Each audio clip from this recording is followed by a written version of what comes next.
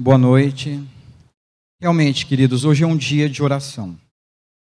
É um dia de dar graças, mas é um dia de oração. Olha só que coisa, né? Já não faz tanto tempo, houve já um evento desse no estado de Minas. E novamente a gente vê se repetindo um evento dessa natureza, trazendo tanto sofrimento àquela gente que lá está. Então, realmente, como o nosso amigo Walter comentou, hoje, há pouco já fizemos a nossa oração, façamos ela depois novamente, antes de dormir, pedindo por esses irmãos lá de Minas, o conforto, o consolo espiritual, que tanto lhes é necessário nesse momento de dor e de sofrimento. Estar aqui no Kardec, para mim, é sempre motivo de muita alegria. Trabalhar no Kardec é motivo redobrado de alegria.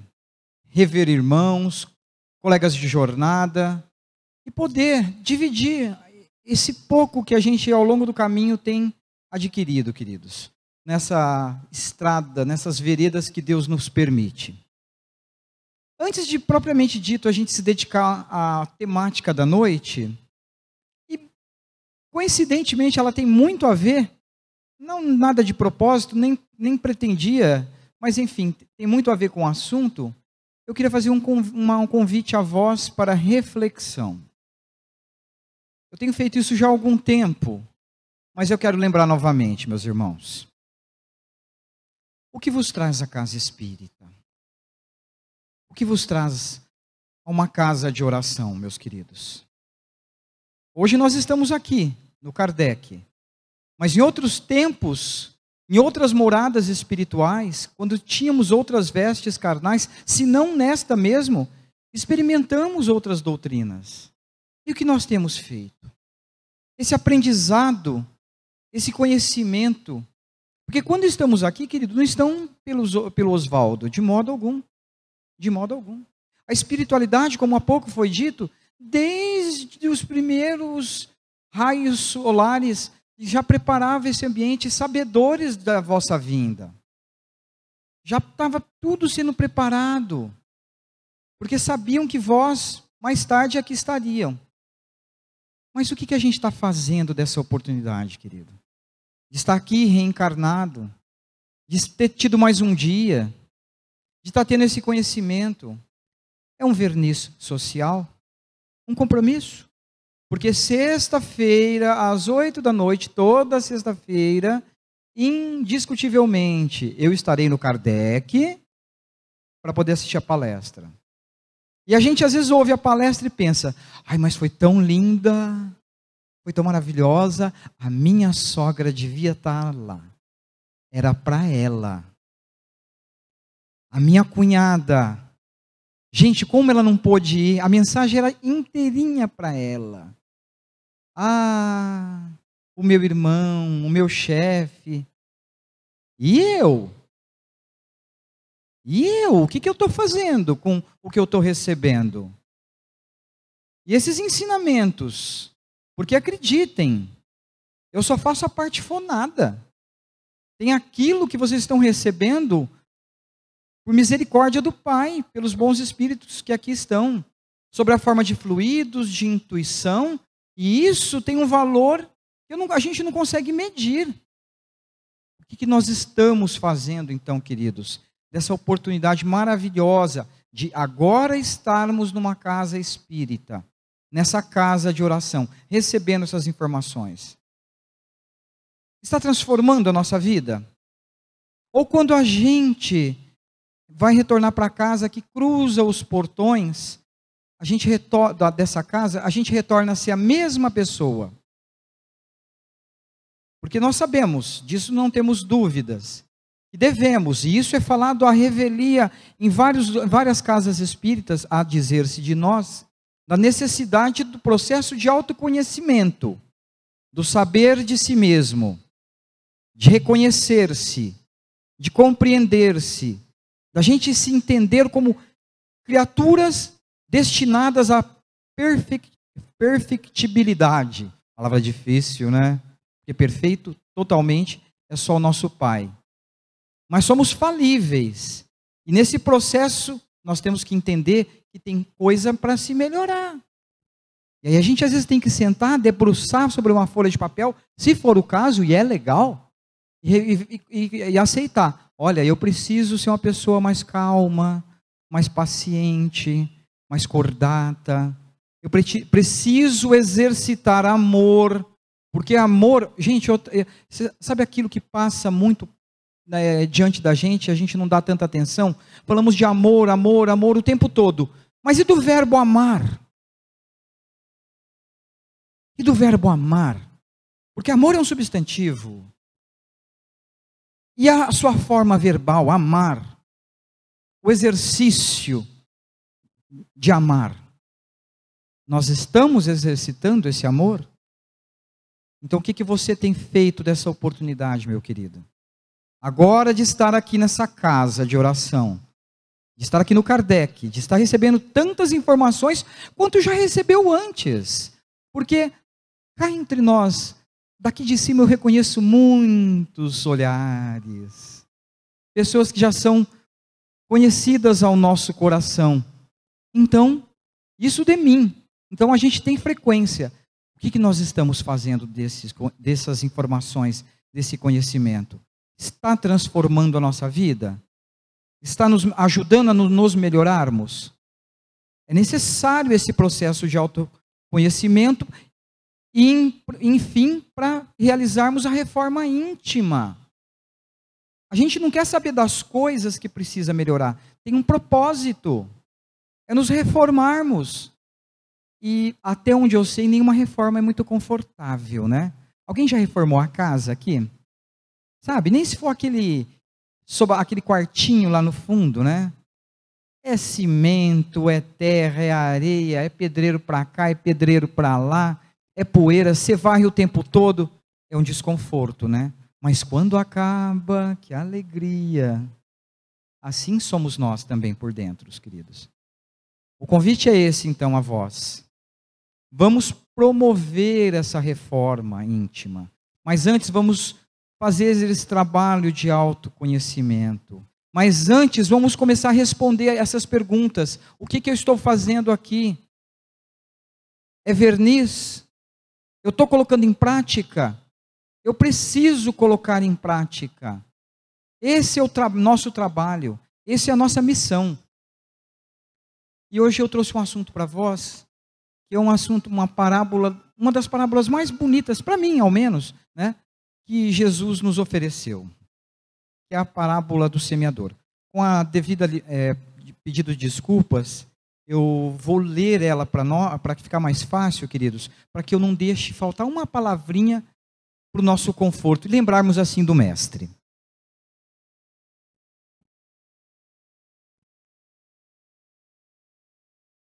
Aquele que semeia, saiu a semear. E enquanto semeava, uma parte da semente caiu ao longo do caminho. E vindo os pássaros do céu, a comeram. Outra caiu nos lugares pedregosos, onde não havia muita terra. E logo nasceu, porque a terra onde estava não tinha profundidade. Mas o sol, tendo-se erguido, em seguida a queimou. E como não tinha raízes, secou. Outra caiu nos espinheiros, e os espinheiros, vindo a crescer, a sufocaram. Outra, enfim, caiu na boa terra e deu frutos. Alguns grãos renderam 100 por 1, outros 60 por 1 e outros 30 por 1.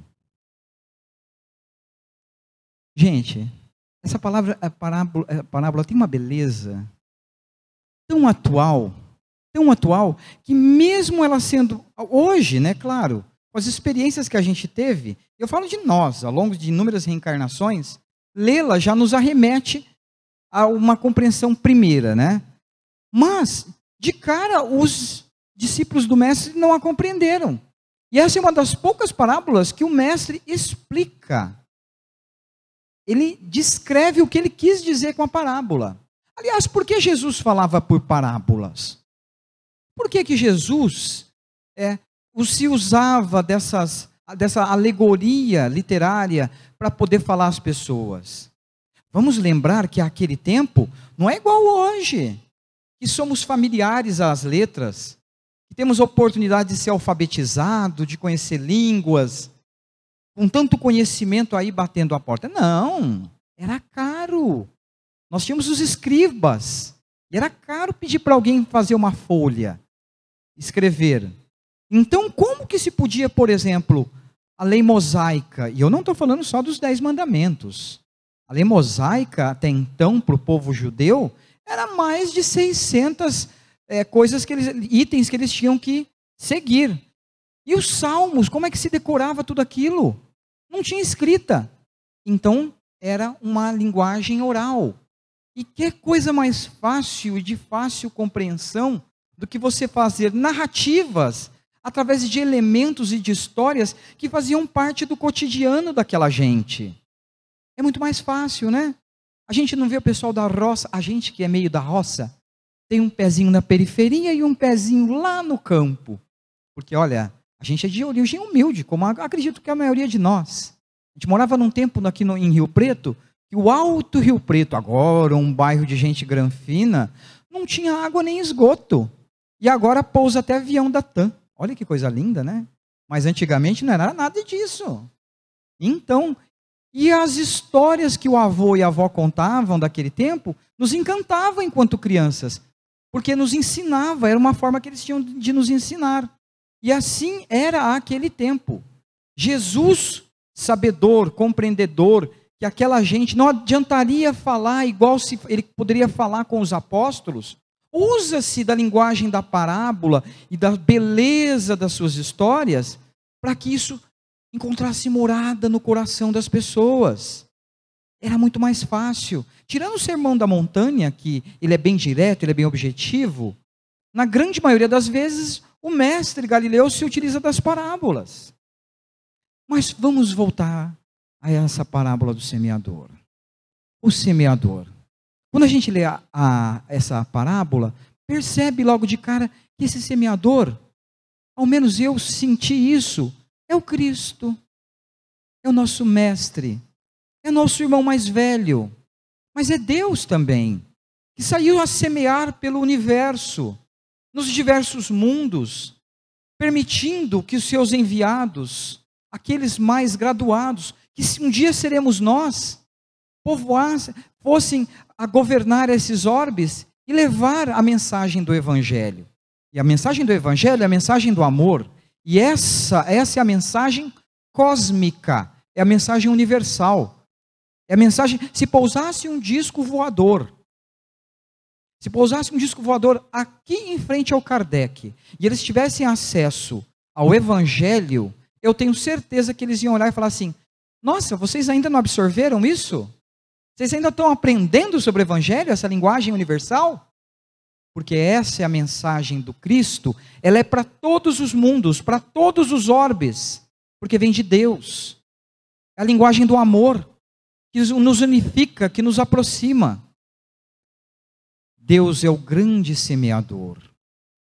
E Ele semeou na terra, vamos dizer assim, poderíamos dizer, o Cristo e a sua falange de trabalhadores para edificar na terra, num futuro não muito distante, o reino dos céus, que começa dentro de vós, dentro de mim, dentro dos irmãos que aqui estão, encarnados e desencarnados.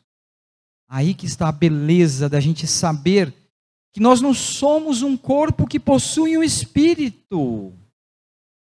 Nós somos um espírito que agora está tendo a benfeitoria de ter um corpo, de ter a oportunidade de estar encarnado.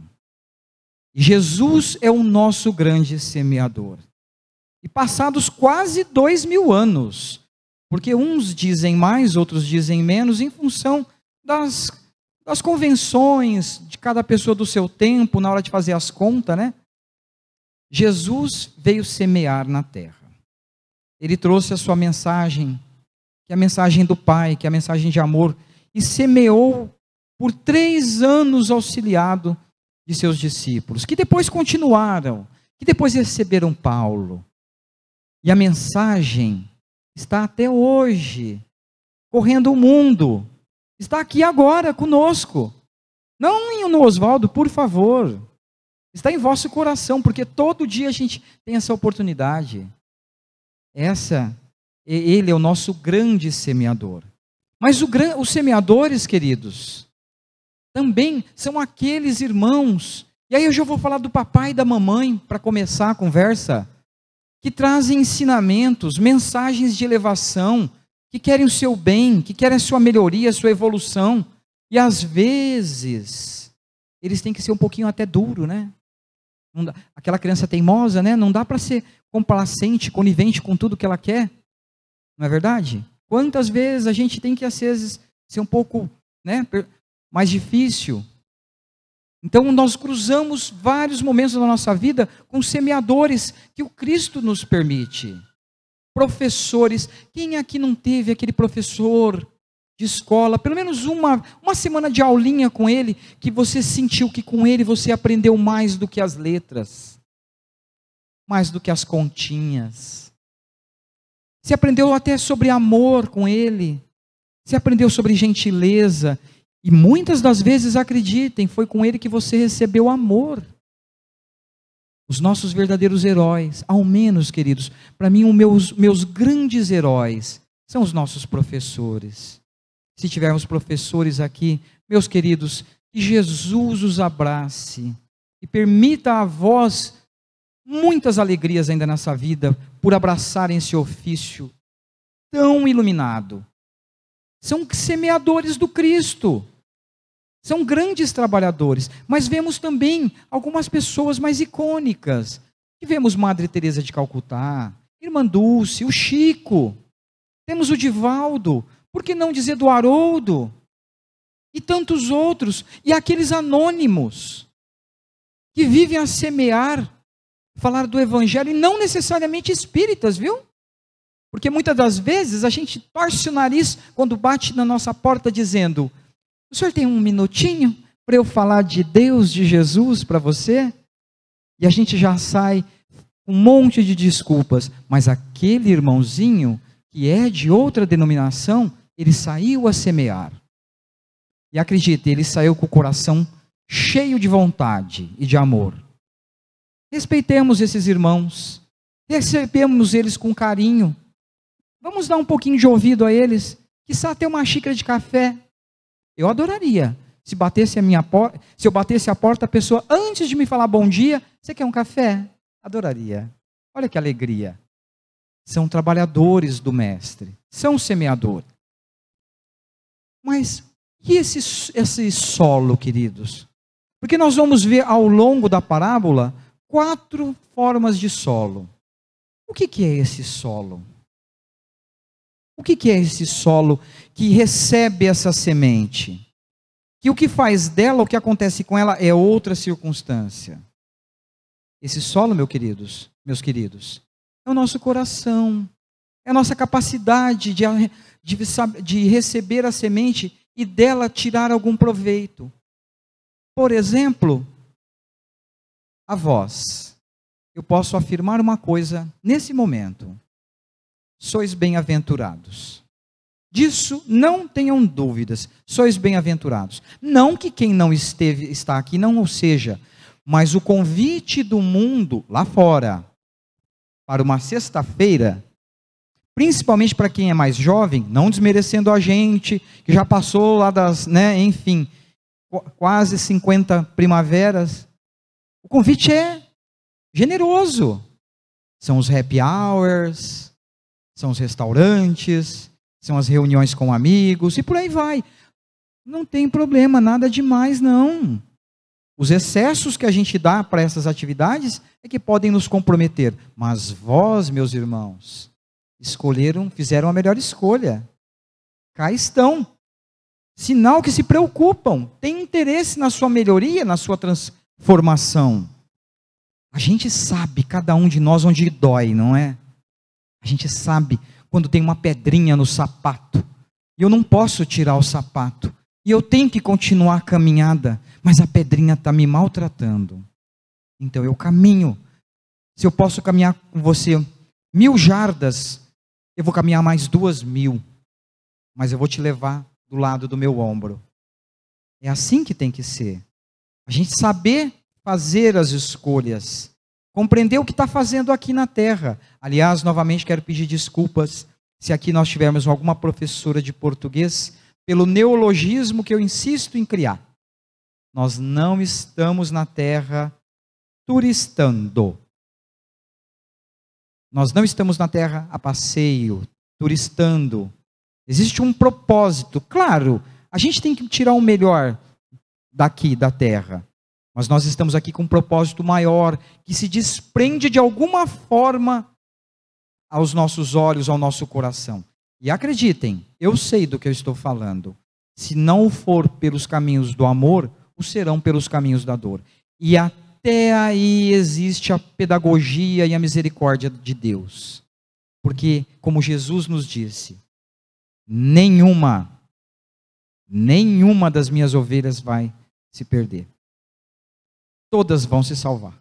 Nenhuma. Epa, como assim todas? Inclusive aquele que está em descaminho, principalmente ele. Porque ele terá tantas quantas inúmeras oportunidades de se reabilitar através do processo, inclusive da reencarnação, para que todos juntos voltemos para o Pai. Olha que maravilha! Que maravilha poder ver esses ensinamentos de Jesus clarificados, desmistificados, à luz dessa doutrina que tanto nos consola e tanto nos ampara. Mas o que é essa semente também, meus queridos? Olha só, com a devida consideração, e por favor, eu não procuro isso, em hipótese alguma, os amigos que mais são me chegados ao coração, sabe do quanto eu peço e imploro por trabalho, devido a aí os nossos compromissos, né, como todos nós temos, diante da eternidade, né, e a gente está tentando acertar alguns débitos. A gente sabe que essas sementes, por exemplo, é estar aqui. Estar aqui é estar recebendo já alguma sementinha. Novamente, não pelo Oswaldo, mas pelas coisas que nós estamos falando. O que está falando está tendo eco no nosso coração. Lembra lá atrás, quando eu falei, o que a gente está fazendo aqui? Isso está me melhorando, está me modificando, está me transformando? O que eu estou aprendendo com tudo isso? Então essa semente, queridos, ela vem de várias formas e a todo momento. Aliás, o divino semeador, por vezes também semeia sementes que nos parecem difíceis de acreditar que vieram dele. Ou pelo menos autorizados por ele. A dor e o sofrimento. A dor e o sofrimento também são sementes que são semeados em vós, em nós, para nos ajudarem nesse processo de transformação, de reabilitação, de melhoria. Porque aí também entra as questões da necessidade de nós nos reabilitarmos com a lei. E isso também é semente. E muitas das vezes, queridos, muitos de nós passaram inúmeras, incontáveis reencarnações, sendo preparados para esta reencarnação, estarem passando pelo processo de dor e sofrimento que estão passando agora, porque agora tem capacidade de resisti-la e dela tirarem proveito. Então, olha que maravilha! Se você estiver passando por alguma dor, algum sofrimento, pensa assim: epa, eu fui preparado para esse tempo. Eu fui preparado para esses dias. E eu não vou receber isso que eu estou recebendo com tristeza, com falta de alegria. Eu vou receber isso como um presente para eu aprender, para eu me transformar, para eu me melhorar. Então o que eu vou fazer? Eu vou me alegrar, eu vou fortalecer minha fé, eu vou trabalhar, eu quero ser terra fértil. E eu quero produzir. Mas eis que a semente caiu ao longo do caminho. Como a gente viu na parábola. E vieram os pássaros do céu e as comeram. Gente, pelo amor de Deus, não vamos fazer aquela análise, sabe, ao pé da letra. Tadinho dos passarinhos, hein? Eles não têm nada a ver com isso. É uma alegoria que o mestre se utiliza. O que são essas sementes que caem ao longo do caminho e vêm os pássaros que comem? Quem somos nós, né? Porque todos nós temos um pouquinho dessas 4 etapas, que vem a semente, cai e o passarinho come. São aquelas pessoas, e nós, que recebemos a mensagem, temos os ensinamentos, mas olhamos para ela e desdenhamos. A gente não acredita, a gente acha que isso é uma ilusão. Quantas pessoas, quando a gente vai falar de... E somos todos testemunhas desses fatos. A gente vai falar de espiritualidade, falar de religião, falar de Jesus, falar de amor ao próximo. E as pessoas desdenham. Por que não? Esse mundo é dos espertos. Porque só tem uma vida, eu quero vivê-la da melhor maneira possível, para mim, às vezes para os meus. São essas pessoas que não estão preparadas para a mensagem. A mensagem simples, elas são, olha, a melhor palavra para elas são refratárias. Não conseguem absorver. E pelo contrário, muitas das vezes a combatem. Elas não têm solo, não têm um mínimo de solo para poder essa sementinha germinar. E acreditem, meus irmãos, essas pessoas estão entre nós e temos um pouquinho delas. E nós temos que orar por essas pessoas, por esses irmãos, e insistirmos sim com elas. Porque muitas delas estão no nosso lar.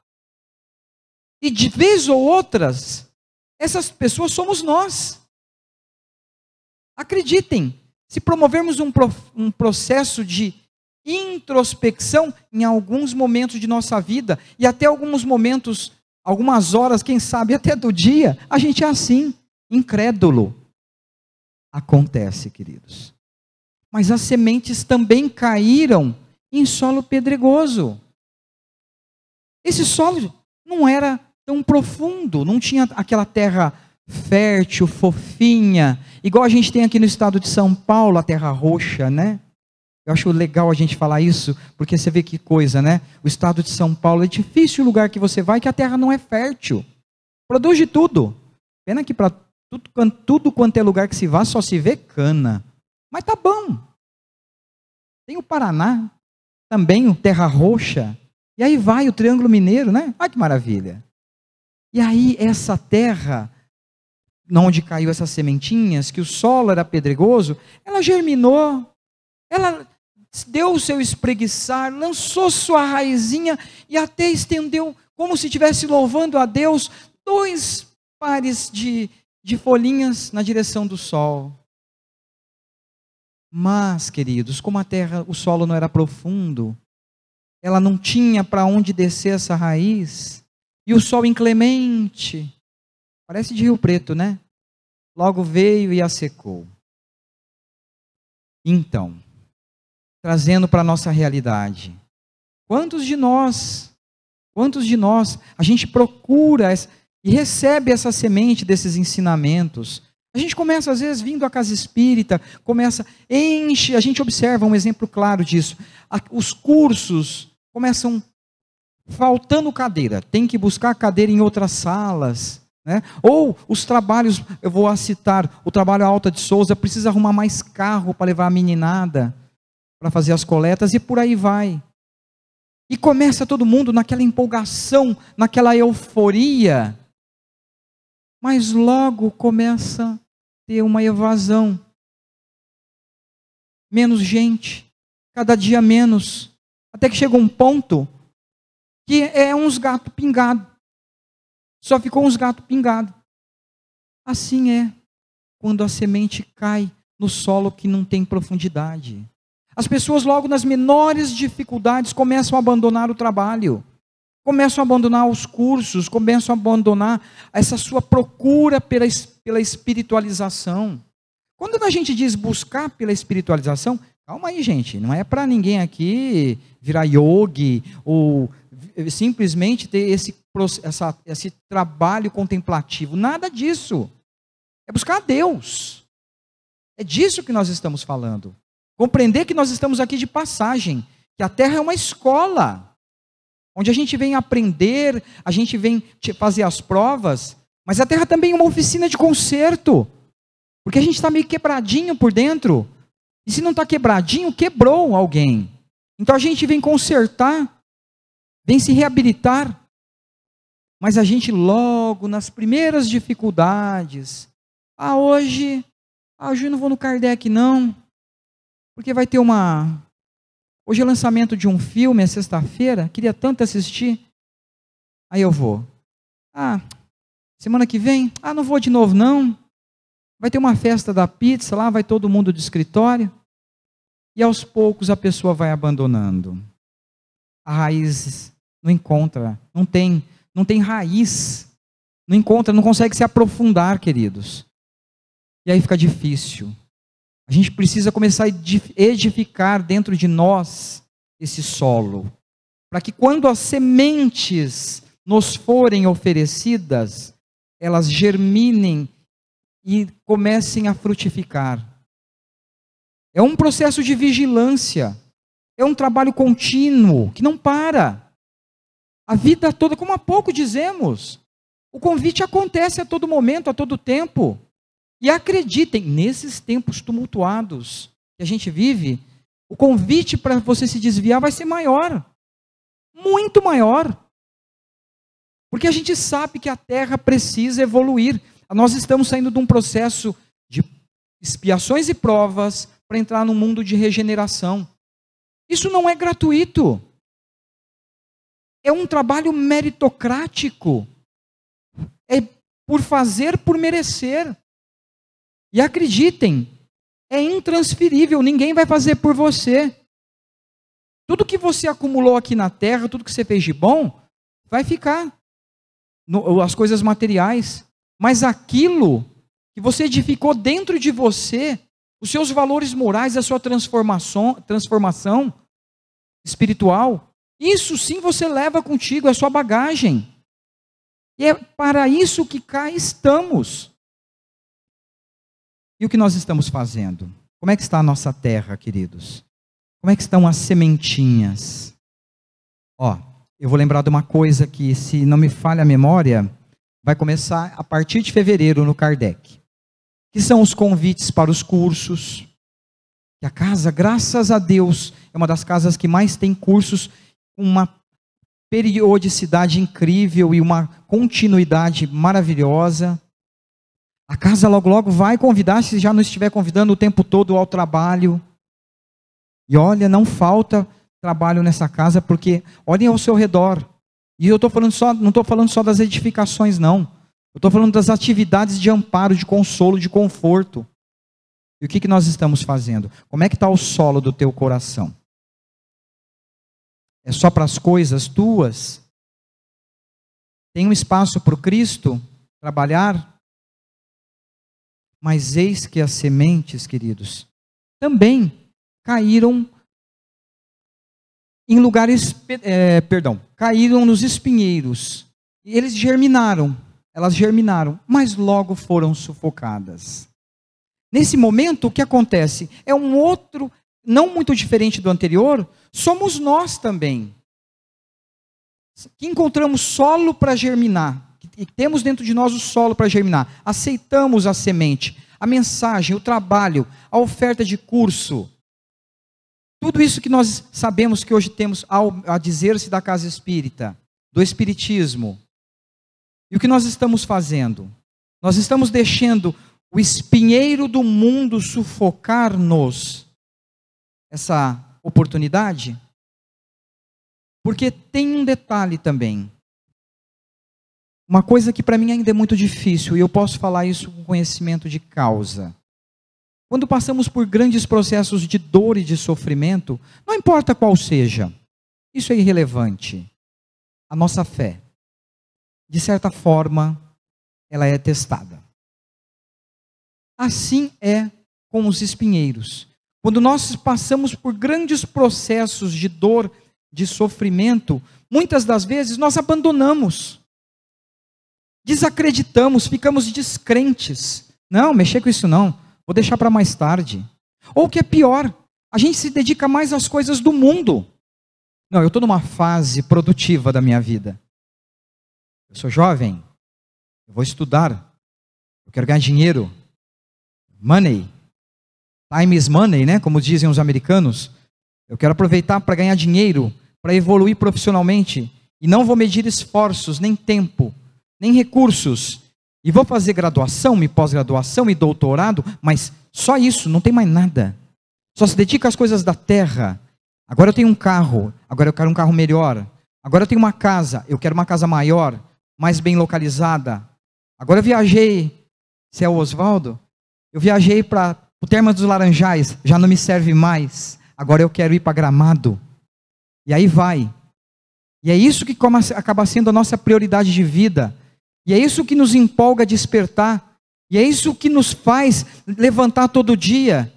E é isso que mobiliza os nossos esforços materiais, intelectuais. Queridos, o espinheiro está nos sufocando. O espinheiro está nos sufocando e não está permitindo que essa sementinha que o divino semeador, o Cristo, veio e jogou num solo que ele sabia que ao longo de inúmeras e incontáveis reencarnações já conseguia produzir. E novamente a gente desperdiça um processo. Como é que está o espinho aí do lado, queridos? Porque espinho a gente tem bastante, né? Os espinhos da vida, né? Que nos cutucam, que nos maltratam. Mas e esse espinheiro que está te convidando à ociosidade? Porque tem um detalhe, viu? Não tem tempo. Não tem tempo. Eu já vi, não a citar, mas quantas pessoas... não, eu estou numa fase da vida que eu quero curtir a vida, eu quero me divertir, eu quero sair, eu quero passear. Tudo bem. Não está errado, é necessário. Mas quanto da sua vida você está dedicando para isso? E o que isso está te agregando?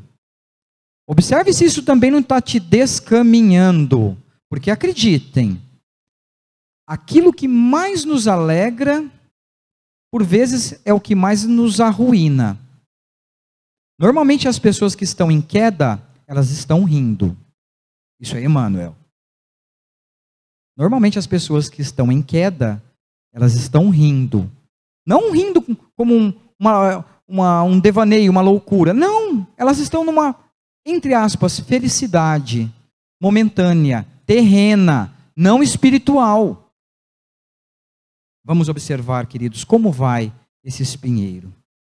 Se a gente consegue observar os nossos espinheiros e temos a capacidade de ceifá-los, de cortá-los, de podá-los, da gente crescer mais forte. Mas eis que a semente também encontrou terra fértil. Olha que maravilha. E eu acho que muitos de nós, de vós, porque eu ainda estou lá atrás, gente. Eu estou correndo do passarinho. Eu estou correndo para não deixar o passarinho pegar minha semente. Mas eis que a semente encontrou terra fértil. E nessa terra fértil, olha que maravilha. Ela chegou a produzir 30 por 1, 60 por 1 e 100 por 1. Nós vamos considerar aqui o 100, aquilo que o ser humano, enquanto humanidade, a criatura humana, ela consegue. E os 60 e os 30, as passagens. Quando a gente observa 30 por 1, essa pessoa, ela já percebeu, ela já entendeu, já compreendeu a mensagem do Cristo. Ela não consegue agora viver a vida dela sem o trabalho para o Cristo. E quando a gente fala de trabalho para o Cristo, não é trabalho só dentro da casa espírita, não. Começa na tua casa interior, dentro do teu coração, vigiando teus pensamentos, teus sentimentos, a tua atitude com o outro. Porque como é que está a tua atitude com o outro? Você está conseguindo ser mais paciente, mais tolerante, equilibrado? Né? Ninguém se estressa no trânsito de Rio Preto, né? Todo mundo aqui, com certeza, quando recebe uma fechada, abençoa. Vai com Deus, meu irmão. Muita paz. Que você chegue onde deseja, salvo, sadio, não é? Ninguém se estressa, né? Ninguém aqui tem um chefe difícil, né? Ou às vezes, né, um cônjuge que acorda um dia, né, você fala bom dia, a pessoa, ela não fala bom dia, ela resmunga alguma coisa e você percebe, hoje vai ser um dia de mais cuidado, né? Porque a gente pensa assim, não pensa? Claro, não. Hoje eu vou ter mais calma, porque ela ou ele não está bem, precisa do meu abraço. Vai lá e abraça a pessoa. E fala, te amo. Todo mundo faz isso, não faz? Claro que faz, gente. Tenho certeza que sim. A gente é espírita, já tem esse conhecimento, né? Não é? Quiçá que eu fosse, né? Essas pessoas, queridos, que já produz 30 por 1, elas já perceberam o Cristo, mas ainda estão ligadas às coisas da terra, sim. Mas já tem um pezinho lá fora, no trabalho. Isso faz parte da sua rotina, da sua vivência. Não é o tipo de pessoa que desmarcaria um compromisso, ou melhor dizendo, marcaria um compromisso numa data que ela sabe que ela tem um trabalho de mais elevação, um trabalho espiritual, um trabalho de amor ao próximo. Não. Vai falar, tal dia eu não posso. É uma pessoa que jamais deixaria de fazer o evangelho no lar porque tem visitas. Pelo contrário, convidaria a visita. Façamos o evangelho juntos. Mas com toda a generosidade e caridade no coração, sem querer expressar nenhuma forma de arrogância. Não é? Então essas pessoas, sim, elas já têm essa percepção do trabalho, mas estão sim ligadas à terra. Ainda um pouco mais enraizadas à terra, às coisas da terra. A 60 por 1, o desprendimento já é maior. É bem maior. Aí a gente percebe, por exemplo, eu já diria assim, são aqueles que vivem a vida inteira com fusquinha. Não, que isso, tá bom esse fusquinha, não preciso de um carro melhor, maior que esse não, tá ótimo. Esse dinheiro a mais que eu ia gastar, tanto que eu posso fazer. Quantas lágrimas eu não posso enxugar? Quanta barriguinha de criancinha aí eu não posso levar um leite? E faz isso por amor. Não pesa não. Não dá com aquela, sabe, travando os dentes, rezando para a pessoa não puxar a nota. Não, ela faz isso como uma expressão de amor, descompromissadamente. Já está num outro nível. São pessoas que se alegram com o trabalho deixou de ser compromisso. O trabalho no bem, o trabalho para o Cristo. E não tem tempo, não tem idade não, viu gente?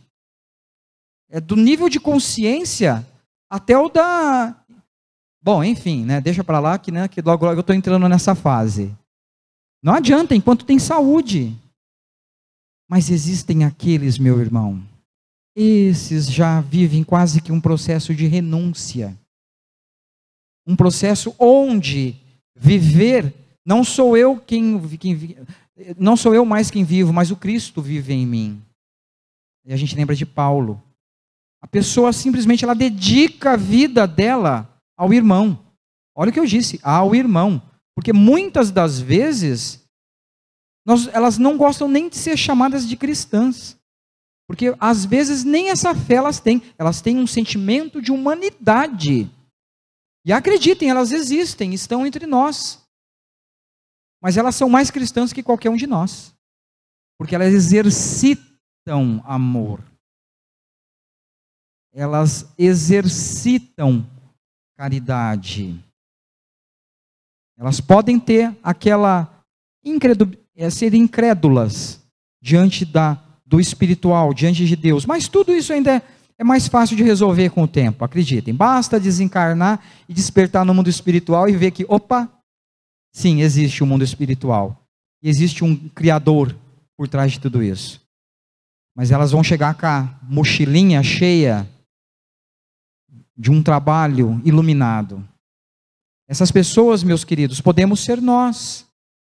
Se não 100, mais de 30. Se não 100, encostar nos 60.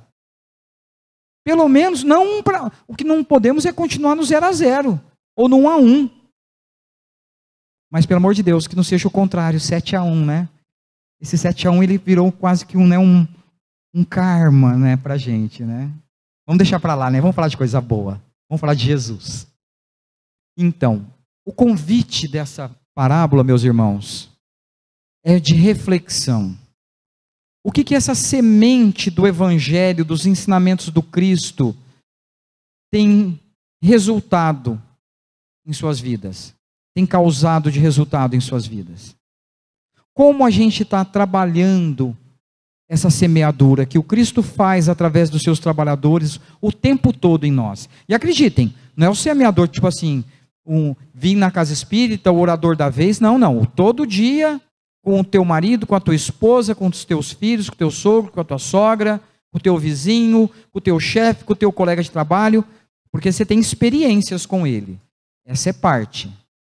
Mas também no convite de auxílio, de melhoria, de transformação. O que você tem feito? Você tem aproveitado? Ou simplesmente você tem sentado no sofá e esperado passar? Porque tem gente que faz isso, né? Um amigo meu fala para mim, nossa, deu uma vontade de sair correndo e trabalhar, sabe, bastante. Aí eu sentei no sofá, passou.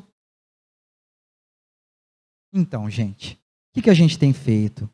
A gente tem sentado no sofá, pego o controle remoto e vendo o tempo passar, quando lá fora o sofrimento campeia os 4 cantos da terra.